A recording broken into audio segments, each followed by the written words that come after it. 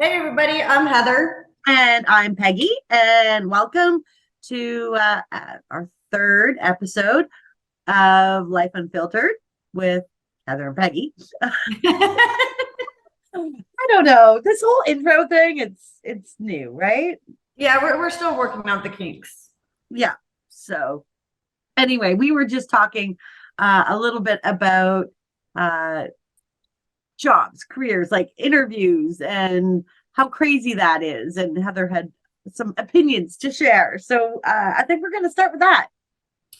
Oh gosh. As you and I were talking offline about this, it's I've been in marketing and I don't think it even applies to marketing people. I think it applies across the board, especially with all these major layoffs in December, January, even until today. It's just getting crazy. These companies are just crazy. It's like dating. And, as much as you can be transparent and honest about your skill sets and your strengths and weaknesses, nobody's telling you shit about, hey, yeah, our biggest challenges are this. And not just telling me it's fast paced, because fast paced doesn't mean anything to me. I mean, if you've been working as long as I have, everything is fast paced in life, but give me the real challenges.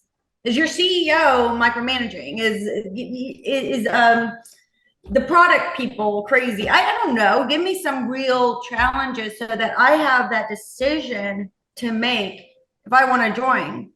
Because interviewing is a two-way street. Yes. And a lot of times they want to know all about you because they want to know if you're going to fit ish. And then they turn around and they tell you nothing. Like, yeah, it's poorly presented organizations a lot of times. Oh my God, 100%, Peggy. I mean, I'll tell you a little bit about a colleague that I used to work with back in the day. And we don't work together. We haven't worked together in a while, but we're still connected. And she left this one company to go to this other company just because she wanted to change. She was tired of the agency life, whatever. And she went through like 3 interviews, which to me, that's like nothing because I've had a handful of companies that have put me through the ringer, like 10, 12 interviews for each of these companies. And I'm just like, do I need to interview with the janitor? Should I interview with your mom? What's next? I mean, Becky, do you remember when a hiring manager actually, if they liked you, that was it? Yep, I do actually. But I'm old, right? So You're not okay. I'm 41. You're 47. I mean, come on now. We're still in the same. yes, yes. Um, But yeah, it used to be where you go in, you had an interview and they, let you know sometimes on the spot.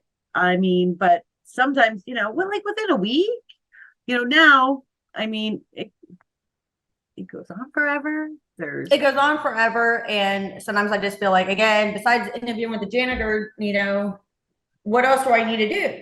So, I mean, thank you. I'm like, what else do I have to do? Again, this is life unfiltered. yes, yes, it is. The pair Um, not filtering our hand gestures either, um, so, anyways, this colleague of mine, she quits her job, goes to this other company, and she did vet them. She asked the right questions, like, what are the challenges? What are you really needing? How does one succeed? All these things, asking about management style. Well, she didn't have an issue with the manager 3 weeks into the job, though. And it's a smaller company. The CEO, I guess, is like this is my baby. I'm just gonna nurse it, right? And she could not do her job. She was a strategist, and she just knew this is not going to work. And without even having another job backed up, nothing. She goes into her boss's, or I think it was remote, but she gives out her resignation. It doesn't really matter if it's remote or in person. And her boss looks at her and said, wow, you lasted a lot longer than everybody else did. And that really pissed me the fuck off. Let me just tell you guys, because give that person, that employee, a chance to decide if she wants to take on this challenge instead of blindsiding her or catfishing her. Mm-hmm. Because so she goes in thinking like, yeah, I got this, feeling good about it. And she goes in, she tries to do her job, and the CEO is like, no, no, no, no, no, no, no, I got this. I'll do the. And she's like, well, what am I here for? Like, what's happening? And I give it to her for really like saying, this is not the right fit. I mean, I probably would have tried to stick it out until I found another job, but she just says this is not the right fit. But with the thing again that pisses me off, her manager knew how the CEO was and didn't disclose it. So when again somebody asks you, what are some of your challenges?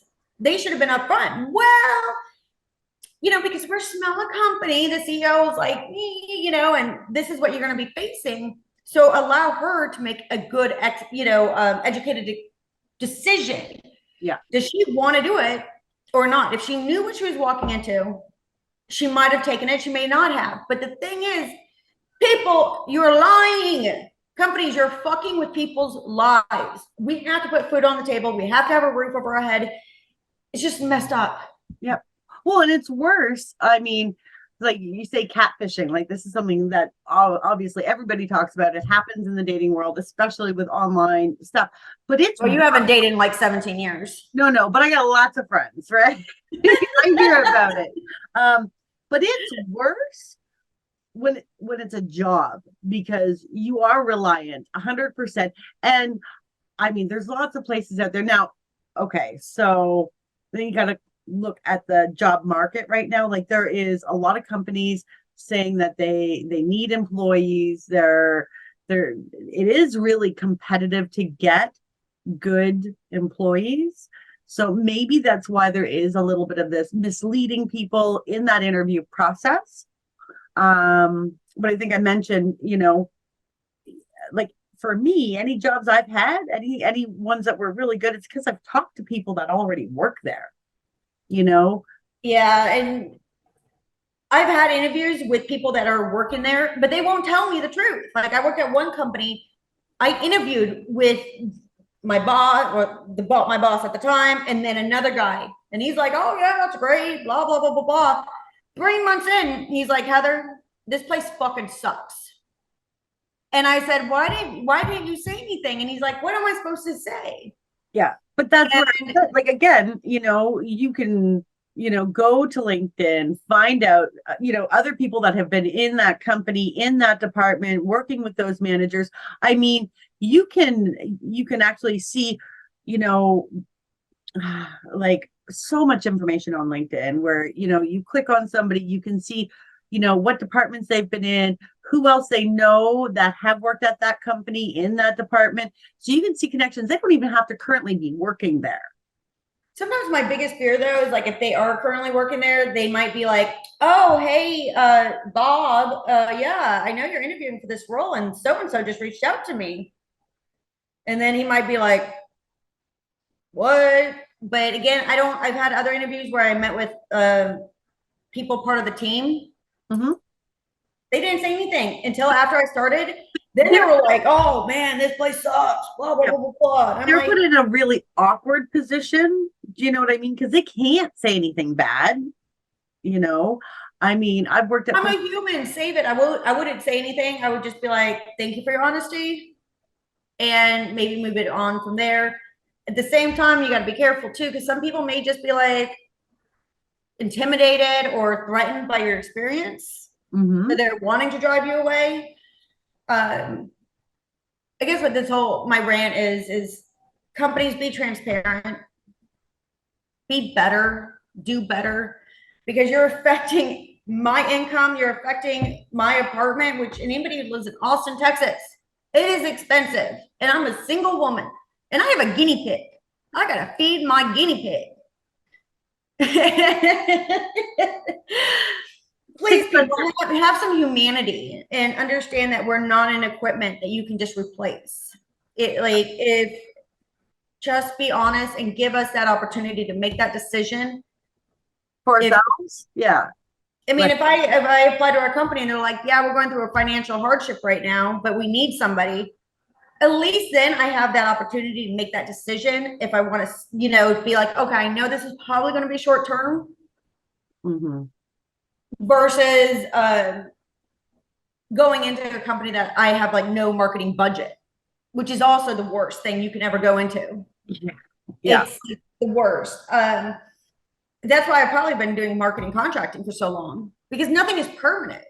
Yeah. Well, and marketing departments are Any department, but I know, yeah, go on, sorry. oh no, I mean, I've worked with a lot of marketing departments and they tend to be very underfunded. I mean, for them to get money, unless it's going to an actual campaign where they're going to see some tangible benefit, they don't get to spend the money. I mean, I've sold into marketing departments and I've sold in. Well, that's how you and I met. Yes, exactly. But I mean, I've also sold into IT departments. I've sold, and I'm talking to C-level, executives and, directors and above, all of that. And I will tell you, IT, and they'll tell you that they don't get the money, but they get far more budget because they have to make things work. Marketing gets very little, but like they're supposed to make magic happen without any money, Like, yeah, and it's like, where are the leads? Where are the leads? Well, And it's like, one, it takes time. Marketing is it's a marathon, not a sprint. yeah. And a lot of big and small companies do not realize this. I mean, Yeah. we have to do our research. We have to understand this. Oh, and don't even get me started on the 30, 60, 90 days because a lot of companies are like, give me a fucking strategy by end of the month. And it's like, I got to meet with people. I got to look at your database. I got to analyze your analytics. I got to do this. And people, we're not just talking about marketing. I know, whether you're in engineering and IT and HR, you got to learn and meet with people and understand the company better. And when people set unrealistic expectations, I feel like they're just setting you up for failure. Mm-hmm. And it's just not right. And I'm just so tired of these bullshit companies. Oh, and now they're lowballing everybody. Yeah. Inflation is up, which, by the way, if you guys don't know, Peggy's in Canada, so I don't know what it's like in Canada. I think it's still high. Oh yeah, gas prices went up 15 cents yesterday per liter. I always tell people, if you see cheap gas, get it that day. Even if you don't need gas, get it. Yeah, right. And then there's, oh, well, I think I should actually look up the stats for what inflation has gone up. But okay, so We're fast. So again, mm-hmm. I mean, I'm taking a pay cut just doing a part-time contract gig, which I'm fine with, whatever, I'll pay my bills. But how are you going to lowball when I have a salary guide like saying what people should be making and inflation is up? We got to feed ourselves, and not everybody's married. Mm-hmm. And if I'm going to have to work with a sucky ass boss, I better have some kind of compensation. And Peggy, I think you and I talked about this earlier, and so excuse me if I'm repeating myself when I said this to you offline. Was I've only had one good boss my entire life. I'm 41, and I worked at Cox Communications from 26 to 20, maybe 29, something like that. Joan Pay. Love that woman. I still talk to her, that woman. She was a great mentor, a friend, my boss. There's also Jody. She was also amazing. I'm blanking out on her last name. I think it's like Mueller, something like that. But I've never had a good boss since then. How sad is that, Peggy? That's sad. It sucks. And I know that you told me you have had really good bosses. I've had nothing but bad bosses since Joan Pay. And then I started feeling like workforce trauma in a sense, like PTSD, because the companies are not transparent. The bosses are not transparent. There's no communication. I have a friend that's actually, I think that she suffers from a little PTSD because she's had so many bad fits. And she goes in, the interview goes well, and she's lost a lot of her confidence in herself, and just the way she feels about herself. It's devastating. It really is. Like, people don't realize, and I mean, organizations don't realize that if you're better off to be honest, so somebody can make that assessment, Yes. because otherwise you're just going to find, because I mean, you would hope that other companies do it, because otherwise you're going to get damaged employees walking in the door and trying to do a job. And confident employees do better. Happy employees do better. They're more productive. They spend less time asking for guidance, asking for direction. They know what they're doing and they do it. They can take instruction well. They can take criticism well. I would love somebody to give me criticism. Like, I worked at one company, no feedback, nothing. Yeah. Then they did layoffs, not because of me, or they laid off like thousands of people. And I said, well, is there anything that I did? And she's like, no. I mean, well, you could be better at this. And I said, well, I would have really appreciated that feedback 3 months ago. Yeah. And again, I mean, it was just a massive layoff, whatever. And they ended up eliminating that whole department that I worked for. Mm-hmm. But I need that constructive feedback, Peggy. Like, I just saw this TikTok video where this woman said she did a performance review on another person, but then she had her own performance review with her upper management. They started listing out all of this, and this, and she said, why didn't you tell me any of this before? A performance review should never be a surprise. Yeah. And I could totally relate. I mean, I haven't had a performance review in forever, just because, I've been contracting for so long, but give the feedback so that people can start working on things before it gets to that point, because you don't want to give them that 5% raise, merit increase. You're trying to be just employers, be fucking honest. Yeah. I think that that's a fair request of all employers, to go in and say, you know what, I'll be honest with you, you be honest with me, and then while you're there, they should enable you to do your job successfully.